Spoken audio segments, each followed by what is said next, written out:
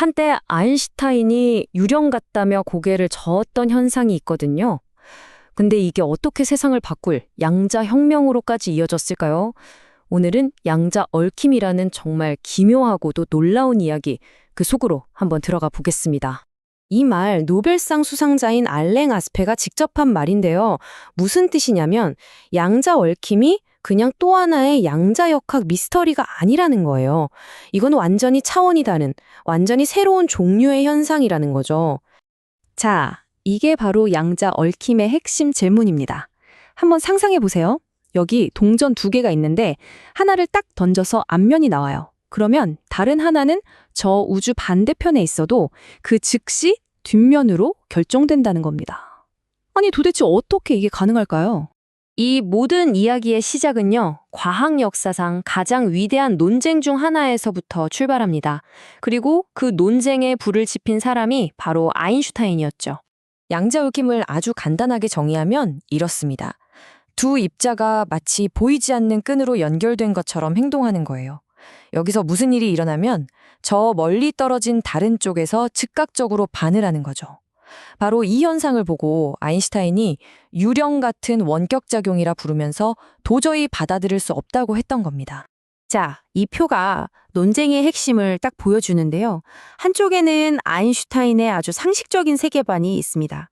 우리가 안 보고 있어도 사물은 거기 그대로 있고 정보는 절대로 빛보다 빠를 수 없다는 당연한 얘기죠. 근데 다른 한쪽에는 보허로 대표되는 양자역학의 기묘한 세계가 있습니다. 현실은 측정하기 전까진 그냥 확률일 뿐이고 이 유령 같은 연결은 진짜라는 거죠. 사실 아인슈타인의 주장은 굉장히 직관적이었어요. 그는 쌍둥이를 예로 들었죠.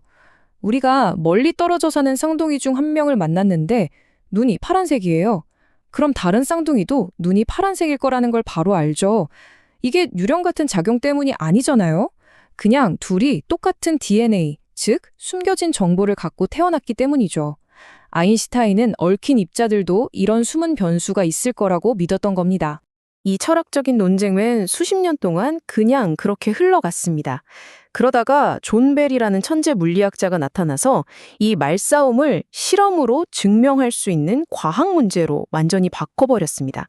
이 흐름을 보세요. 1935년에 아인슈타인이 문제를 제기하고 거의 30년이 지나서 1964년에 존 벨이 이걸 테스트할 방법을 찾아냈어요. 그리고 또 거의 20년이 지나서야 알랭 아스페가 실험으로 증명을 해낸 거죠. 정말 긴 싸움이었습니다. 존 벨이 한 일은 정말 대단했습니다. 그는 복잡한 수학을 사용해서 현실에 말 그대로 선을 그어버렸어요. 만약 아인슈타인의 생각대로 숨은 변수가 있고 모든 게 국소적이라면 특정 실험 결과값이 절대로 넘을 수 없는 한계선이 있다는 걸 증명해낸 겁니다. 뭐랄까, 현실을 위한 속도 제한 같은 걸 만든 셈이죠. 그리고 그 한계값이 바로 숫자 2였습니다. 아인슈타인의 상식적인 우주에서는 이 실험의 결과값이 절대로 2를 넘을 수가 없었어요. 아주 명확한 기준선이 생긴 거죠. 여기서부터 이제 긴장감이 흐르기 시작합니다. 반면에 양자역학의 계산은 완전히 다른 결과를 예측했어요. 이 기묘한 얽힘 현상이 진짜라면 그 상식의 한계선인 2를 가뿐하게 넘어설 거라고 말이죠. 양자역학이 예측한 값은 약 2.82였습니다. 이제 남은 건 단 하나였죠. 직접 실험해서 누가 맞는지 확인하는 것. 과연 현실은 2라는 벽에 막힐 것인가? 아니면 2.82까지 솟구쳐 오를 것인가?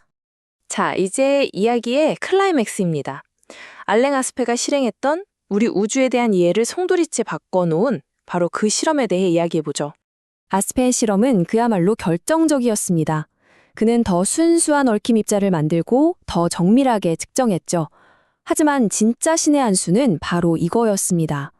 입자가 날아가는 도중에 빛보다 빠른 속도로 측정 방식을 바꿔버리는 스위치를 만든 거예요. 이걸로 입자들이 서로 텔레파시를 보내서 결과를 조작할 수 있다는 아인슈타인의 마지막 의심까지 완벽하게 차단해버렸습니다. 자, 이 그래프가 모든 걸 말해줍니다. 왼쪽 막대는 벨의 한계, 즉 상식적인 우주의 한계선인 2입니다. 가운데는 양자역학이 예측치인 약 2.8이고요. 그리고 오른쪽 아스페 실험의 실제 결과는 약 2.7로 측정됐습니다. 명백하게 상식의 벽을 부수고 양자역학의 예측과 정확히 들어맞았죠. 이 결과가 얼마나 확실했냐고요? 통계적으로 40 표준 편차를 넘었어요. 과학계에서 보통 5 표준 편차만 넘어도 세기의 발견이라고 난리가 나는데 40은 이건 뭐 동전을 수백만 번 던졌는데 계속 앞면만 나오는 수준의 확실함입니다. 더 이상 논쟁의 여지가 없었죠. 게임은 끝났습니다. 이 실험 결과로 인해서 우리는 우리가 살고 있는 이 우주가 생각했던 것보다 훨씬 더 이상하고 기묘한 곳이라는 사실을 받아들여야만 했습니다. 참 아이러니하게도 이 상황을 가장 잘 설명한 건 아인슈타인 자기 자신이었습니다. 그는 만약 자기 생각이 틀렸다면 우리가 바로 이 유령 같은 원격작용을 현실로 받아들여야 할 거라고 말했거든요. 그리고 실험 결과 우리는 그걸 받아들여야만 하게 된 거죠. 이것이 바로 양자 비곡소성입니다. 그래서 최종 결론은 이겁니다. 우리가 너무나 당연하게 생각했던 것, 그러니까 공간적으로 분리된 것들은 서로 독립적이라는 상식이 양자 수준에서는 통하지 않는다는 것. 우주는 우리가 생각하는 것보다 훨씬 더 깊고 신비하게 서로 연결되어 있다는 거죠.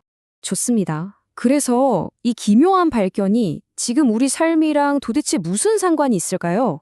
놀랍게도 이 가장 근본적인 발견이 바로 지금 새로운 양자혁명을 이끌고 있습니다. 이게 얽힘이 어떻게 완벽하게 안전한 양자 암호 통신을 가능하게 하는지 보여주는 건데요.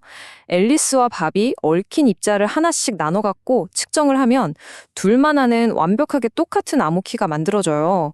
근데 진짜 놀라운 점은 만약 스파이가 중간에서 엿보려고 입자를 측정하는 순간 얽힘 상태가 그냥 깨져버린다는 겁니다. 그럼 앨리스와 밥은 바로 누가 엿보고 있다는 걸 알 수 있죠. 비곡소성 덕분에 중간에 가로챌 정보 자체가 아예 존재하지 않는 셈이에요. 한때 알랭 아스페가 그런 쓸데없는 연구는 대체 왜 하냐는 비판까지 들었다고 하는데요. 바로 그 순수 과학 연구가 이제는 양자 컴퓨팅, 양자 통신 같은 미래 기술의 심장이 되었습니다.